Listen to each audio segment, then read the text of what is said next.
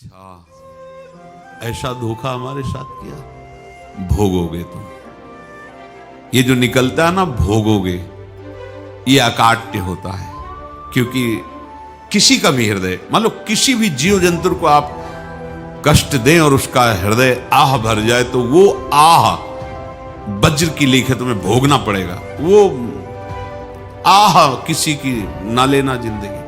कोई ऐसा कोई आह भर करके कह दिया तुम समर्थ हो, हम तो कुछ कर नहीं सकते, वो अंदर से दुखी, फिर तुम्हारी सामर्थ्य काम नहीं करेगी, मिट्टी में मिला देगी। ऐसा नहीं कि आप जो कर रहे हैं कोई देख नहीं रहा, कोई हिसाब किताब नहीं, जो कर रहे हैं अवश्य में भोक्तव्यम। बहुत सावधान। जीव स्वयं नित्य निरंतर कर्मों के जाल को रच रहा है और अपने आप को बांध रहा है। आपको मुक्त होना है, बंधना नहीं है। जीव का जन्म कर्मों के अनुबंध से होता है, कर्मों के बंधन से होता है, और उसको अपना ऋण चुकाना होता है। कर्मानुबंध ये बहुत सूक्ष्म विषय है। जैसे आप जिस परिवार में जन्म लिए हैं, तो उस परिवार के लोगों से आपका ऋण है, इसलिए उसी परिवार में आप आए हैं। और ऋणानुबंध, उसको बिना चुकाए या बिना वसूल किए आप वहां से जाएंगे नहीं। आपको लेना है तो वसूल करना है, और देना है तो चुकाना है। ये पूर्व के जन्मों से निश्चित किया गया है। जैसे किसी के यहां पुत्र हुआ, जन्म से ही पैसा खर्चा शुरू हुआ, जो बड़ा हुआ तो उद्दंडता के द्वारा मार पूरे परिवार को क्लेश पर क्लेश देता चला जा रहा है। ये तुम्हारे कर्म का फल है। या ऐसे शक्तिहीन बुद्धिहीन ऐसे पागल पूरे जीवन सेवा करो, तुमसे अपना हिसाब चुकाने के लिए वो आया है। अब परिवार के जो सदस्य जुड़े आके, मतलब पत्नी आते ही पूरी हृदय में आनंद, परिवार में आनंद, और जीवन भर वो आनंद ही सुख देने के लिए उसका जन्म हुआ। वो अपना ऋणानुबंध मुक्त, और आते ही भयंकर क्लेश खड़ा कर दिया, बीच में दीवाल और झगड़ा वैसा, फिर अतरे दिन मारपीट शुरू, कलह अशांति, पूरा जीवन नरक हिसाब करने आए। यहां ऋण चुकाए बिना कोई जा नहीं सकता, ऋण चुकाना पड़ेगा।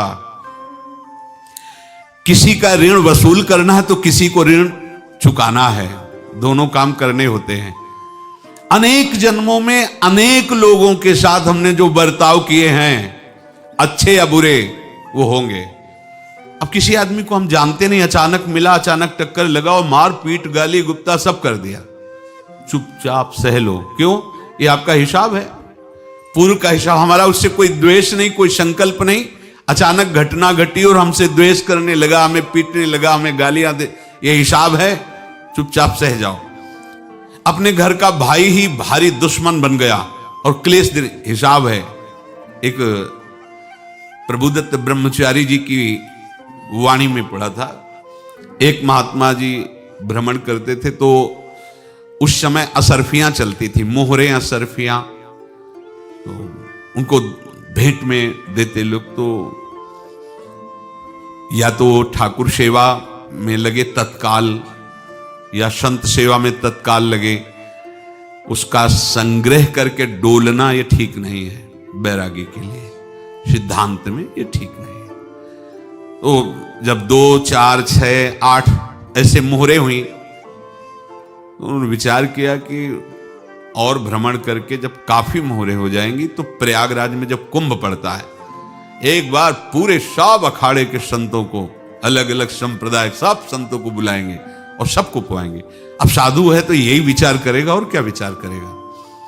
तो उन्होंने ऐसे डंडा बनवाया, बेंत, जो ऊपर से चूड़ीदार और भीतर पोला, और मोहरे उसमें डालते गए। और भ्रमण, जहां जहां श्रद्धालु भगत थे सबके यहां जाना और इच्छा रखना कि एक मोहर तो दे दे दक्षिणा में। कामना कोई भी हो वो बांधती ही है, ध्यान रखना। इसीलिए प्रभु जो चाहे वो करे, अपनी चाह नहीं रखनी चाहिए, अपनी चाह प्रभु की चाह में मिला देनी चाहिए। धीरे धीरे वो छड़ी भर गई। भ्रमण करने वाले महात्मा चूड़ी लगाई, इंतजार करते रहे। जब प्रयाग का कुंभ पड़ा तो चले। तो रास्ते में एक गांव में पूछा जाता है, जैसे कहीं रुको कि कोई श्रद्धालु ऐसा है जो संत सेवी है। तो कुछ लोगों ने बताया, हाँ एक परिवार है बहुत संत सेवी है और आपको मिलाते हैं उनसे। आइए महाराज, घर में रुका। खूब अच्छा हलवा पूड़ी पवाया और जो घर के मालिक थे चरण दबाए। चरण दबाते दबाते उनकी दृष्टि पड़ी उस डंडे पे। इतना मोटा और ऊपर से कुछ चूड़ी सी भी नजर आ रही, इस डंडे में तो कोई रहस्य है ही है। अब महात्मा जी को खवा पिला के सुला दिया। महात्मा जी जब सो गए तो पत्नी से धीरे से कहा, वो डंडा लाओ बाबा जी का। डंडा, वो चूड़ीदार जो ही खोला पलटाया तो सैकड़ों मोहरे। ऐसे संत रोज पधारे भगवान, तुम आनंद हो जाए फिर क्या। पत्नी से कहा, नाप के कंकड़ लाओ। वो तो महात्मा जी तो खाए खीर पूड़ी, आराम से सो रहे। रात में पूरी प्लानिंग करके उसमें कंकड़ भर के चूड़ी लगाकर सिराने रख दिया, सारी मोहरें हटा ली। महात्मा जी आराम से छड़ी उठाए तो वजन पक्का। वैसे बड़े लोग चतुर होते हैं, पर ये नहीं जानते कि कर्म कितना भयानक होता है। और उनकी कोई संतान नहीं थी, पर धन में इतना प्रेम उनको था। बहुत सावधान। साधु महात्माओं के पास जो अर्थ है, गृहस्थी अगर आता वहीं से है, पर अगर उसको जोर जबरदस्ती या किसी छल कपट से, तो वो उसका विनाश ही करता है। आज तक का प्रमाण है। अब उनको ये भाव पता नहीं होगा, या पता होगा तो लोभ के कारण वो उसको मान नहीं पाए होंगे। महात्मा जी गए प्रयाग में, किसी अखाड़े पर रुके और वहां प्रार्थना की कि कल जो है संपूर्ण अखाड़ों का निमंत्रण किया जाए और सब संतों को भोग पवाया जाए और उनको दक्षिणा भी दी जाए। महंत ने सोचा कि बहुत बड़ा है तो उत्सव है, क्योंकि प्रयाग में कितने हजारों संत महात्मा सब। तो उनका महाराज बोरों इसमें चीनी और टीनों घी लगेगा, सब व्यवस्था। बोले आप मंगाइए, एक एक हिसाब हम करेंगे, हमारे पास सब व्यवस्था है। बोले कुछ तो पहले दे दो, इकट्ठे देंगे हम। उनको था कि अगर हम छड़ी खोला और दो चार मोहरे दी, किसी को पता लग गया तो गड़बड़ हो सकती। बोले हम भंडारे के समय आखिरी में सब कुछ आपको दे देंगे। ठीक है। वो अपने पास से पैसे लगाकर खूब जितना सामग्री सब लाए, लाखों की, और सब संतों को निमंत्रण कर दिया। संत जन निमंत्रित हो गए, भंडारा बन रहा है। तब वहां के महंत है, उनका देखो भंडारा भी बन रहा है, संतों को निमंत्रण। अब आप अर्थ की व्यवस्था कीजिए, क्योंकि इतनी बड़ी हमारी सामर्थ्य नहीं थी जितना हमने किसी तरह हमने व्यवस्था की। अब मुझे अर्थ चाहिए, तभी आगे की व्यवस्था बढ़ेगी। संतों को दक्षिणा देंगे और जिनसे अर्थ लिया उनको दे। देखो रसोई बन गई है सब। उनका अच्छा तुम्हें विश्वास नहीं तो ये अभी चूड़ी खोली। उनको तो था ना कि मोहरे हैं, कंकड़। तो जैसे कितना उनको सदमा लगा होगा। हजारों संतों का निमंत्रण, रसोई बन, मतलब संत हो के छल कपट। तो उनका महाराज आपने तो हमारा नाश कर दिया, जो महंत थे। अब बताओ रसोई बन गई, संत निमंत्रित हो गए और आप ये कंकड़ दिखा रहे हैं हमको। आपने तो हमें बर्बाद कर दिया, हमारी इतनी सामर्थ्य नहीं थी, आप पहले बता देते। संत होकर ऐसा छल कपट। अब वो बोले तो क्या बोले, क्योंकि उनको पता था कि मोहरे हैं इसमें। अंदर से उनका चिंतन गया उसी सेठ के पास, अच्छा ऐसा धोखा हमारे साथ किया, भोगोगे तुम। ये जो निकलता है ना भोगोगे, ये अकाट्य होता है। क्योंकि किसी का भी हृदय, मान लो किसी भी जीव जंतु को आप कष्ट दें और उसका हृदय आह भर जाए, तो वो आह वज्र की लेख है, तुम्हें भोगना पड़ेगा। वो देखो भीष्म जी को भोगना पड़ रहा है ना। सांप को ऐसे धनुष की नोक से उठाया और बंबूल के कांटों के ऊपर फेंक दिया, कई दिन तक शेदा हुआ, वो आह भर करके मरा। तो आपको 6 महीने बाणों की सैया पर आह किसी की ना लेना जिंदगी में। कोई ऐसा कोई आह भर करके कह दिया तुम समर्थ हो, हम तो कुछ कर नहीं सकते। और अंदर से दुखी, फिर तुम्हारी सामर्थ्य काम नहीं करेगी, मिट्टी में मिला देगी। फिर ये तो संत थे और भगवत आराधना के लिए, संत आराधना के लिए ही ऐसा किए हुए थे। अब इनका कैसे मुंह दिखाएं? अब क्या करें?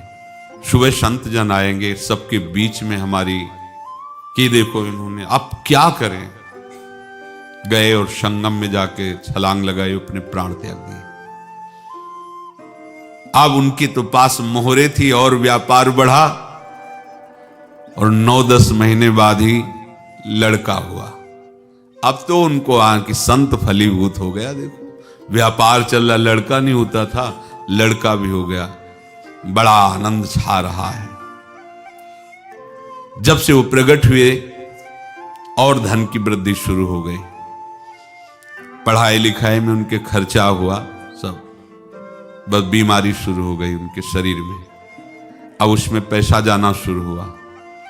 इतने आसक्त तो वो दोनों हो गए कि कुछ भी हो, व्यापार ठप, संपत्ति बेचना शुरू। तो उन्होंने कहा कि बेटा मैं क्या कर सकता हूं तुम्हारे लिए? बोले हमारी अंतिम इच्छा है, प्रयाग चलो और जितने प्रयाग में संत महात्मा सबको एक बार भंडारा करवाओ। हमारी इच्छा अंतिम है, क्योंकि अंतिम यही इच्छा थी। बोले अब ज्यादा संपत्ति तो नहीं रह गई। तो बोले घर बेच दो, मेरे लिए ही तो है, बेच दो। मुझे लगता मैं बचूंगा नहीं, पर मेरी अंतिम इच्छा पूर्ण कर दो। घर बेच दिया, जेवर बेच दी। वहां गए, जब संत सेवा की तो बोले मुझे संगम तक ले चलो। संगम तक ले गए और बोले समझे तुम चुराए थे और हमने उसको छीना है, कुछ नहीं रह गया तेरे पास कुछ, अब केवल ममता और आसक्ति में जलकर मर और नरक प्राप्त कर। मैं वही महात्मा हूं जिसकी तूने मोहरे ली थी, शरीर छोड़ दिया। महात्मा को जन्म लेना पड़ा और इनको दुर्गति भोगनी पड़ी। ऋणानुबंध होश में, ऐसा नहीं कि आप जो कर रहे हैं कोई देख नहीं रहा, कोई हिसाब किताब नहीं, जो कर रहे हैं अवश्य में भोक्तव्यम। बहुत सावधान। अनेक जन्मों में अनेक लोगों से जो कुछ लिया दिया है, इस लेने देने को मिटा देने के बाद ही तुम मुक्त हो गए। इसीलिए एक उपाय है, लेना न देना, मगन रहना। क्या? मालिक को समर्पित हो जाओ, मालिक को अपना माना हुआ समर्पित कर दो, खत्म। अहम त्वाम स्वरूपापेभ्यो मोक्षयिष्यामि, सब खत्म। आगे पीछे लेना देना सब खत्म। एकादश स्कंद में भगवान श्री कृष्णचंद्र जी ने कहा, जो मेरे चरणों का आश्रय लेकर भक्त मेरा भक्ति करता है, उसके पितृ ऋण, मातृ ऋण, देव ऋण, ऋषि ऋण, सब ऋणों से मैं मुक्त कर देता हूं। बस यही एक उपाय है जो इसके बंद करने का उपाय भक्तों के लिए है, वो यही है, भगवान की शरण में होकर अपना माना हुआ पूरा भगवान के अर्पित कर दो। अर्पित करने का तात्पर्य उसमें अहम हटा दो। तो दियम वस्तु गोविंदम तुभ्यमेव समर्पये। जिनसे तुमने सेवा करवाई है उनकी सेवा करनी पड़ेगी, जिनसे तुमने जो कुछ लिया है उनको देना पड़ेगा। ये लेने देने का व्यापार जब तक समाप्त नहीं होगा तब तक तुम्हारा जन्म मरण चलता रहेगा। अब आपको यहां समझना है, यदि आपसे किसी ने पैसे लिए बेईमानी करके नहीं दे रहा है तो आप उसको गाली मत दीजिए, आपने बेईमानी की थी इसलिए आपकी बेईमानी हुई है, ले गया, कोई बात नहीं है, बंधन से मुक्त हुए, जो बोझा था चला गया। उसको ऐसा ना देखे कि ये बेईमान हमारे रुपए मार लिए, अब जो कुछ होगा देखेंगे। अगर आप आगे नया कुछ करते हैं तो फिर आगे का हिसाब आपको भोगना पड़ेगा, ध्यान रखना। ऐसा नहीं है कि आपको भोगना नहीं पड़ेगा। एक ही उपाय है कि अब जो शरीर धारण किए इसी में जो भोग ले, आगे ना होना चाहिए। तो क्या करे? सर्वतो भावेन भगवान की शरण ले ले। ये तो सर्वाणि कर्माणि मयि सन्न्यस्य मत्पराहा अनन्ये नैव योगेन माम ध्यायन्तु उपासते तेषामहं समुद्धर्ता मृत्यु संसार से। ये बड़ा कठिन है पार होना, कोई छोटी मोटी बात है। एक महात्मा बाल्यावस्था से भजन करते थे, शालिग्राम भगवान पास रखते थे और उन्हीं की आराधना करके बस पाठ, नाम, जप और भ्रमण करते थे। यौवन अवस्था थी, गंगा जी के किनारे अपने ठाकुर को विराजमान करके स्नान करने के लिए कपड़ा ही उतार रहे थे कि 90 लोग आ गए, भाला तलवार सब ले, मारो मारो इसको मारो, घेर लिया। तो उन्होंने हाथ जोड़कर कहा हमने क्या अपराध किया, कोई सुन ही नहीं रहा। तो उन्होंने कहा मार तो डालोगे ही आप 90 लोग, हम कोई अस्त्र शस्त्र तो लिए नहीं, एक बार हमें गंगा में डुबकी लगा देने दो और अपने ठाकुर को स्नान करा देने दो, फिर इसके बाद आप मार देना। भगवत इच्छा से वो लोग रुक गए, स्नान किया और अंदर से प्रार्थना की, प्रभु ये क्या लीला है आपके सिवा मेरा कोई है नहीं और ये मुझे मारना चाहते हैं। तो भगवान ने जानते हो क्या कहा उनके अंतर में, तुम मेरे में ध्यानस्थ हो करके शरीर को छोड़ो, ये लोग मारेंगे। ये मेरे भजन का फल है कि तुम्हें 90 जन्म नहीं लेना पड़ेगा, एक ही जन्म में 90 मिलके, तुमने 90 हिंसा की थी पूर्व में, तो तुम्हें 90 बार जन्म लेना होता और एक एक करके मारते। ये मेरे भजन का प्रताप है कि एक बार में ही 90 का हिसाब हो जाएगा। तुम आंख मूंदो, मेरे ध्यान में मगन रहो, मेरे प्रताप से तुम्हें कोई चोट नहीं होगी और स्वाभाविक मूर्छावस्था में प्राण तुम्हारे छूट जाए। ऐसा ही हुआ, ऐसा हुआ। तो ये बात समझ लो कि ये जो कर्मानुबंध है, ऋणानुबंध है। आप देखो, अगर शाप महात्माओं ने दिया कि तुम्हारे वंश का इससे विनाश होगा, तो भगवान भी परम धाम जा रहे तो उसी कील से, बाण की नोक में जो मछली लील गई थी छोटा कण, उसी से की नोक बनाई और उसी नोक को प्रहार किया। भगवान के श्री चरण में वही बाण की नोक लगी और भगवान ने स्वीकार किया ना। भगवान का बड़ा लीला विचित्र है। अगर छुप करके उधर रामावतार में बात, तो इधर ऐसे स्वीकार किया है भगवान ने। ऐसा कहीं नहीं दिखाया कि मैं भगवान हूं तो मैं अपने लिए, ऐसा नहीं दिखाया। नारद जी का हित किया पर नारद जी ने श्राप दिया तो भगवान ने स्वीकार किया। बंदरों ने ही सहायता की, जैसा बोले थे वैसा। ये लीला इस शरीर में भोगनी पड़ेगी। हाँ, ज्यादा को कम में भुगता देंगे, पर अब अगला शरीर ना मिले, इसके लिए सर्वतो भावेन भगवान के आश्रित हो जाए। जैसे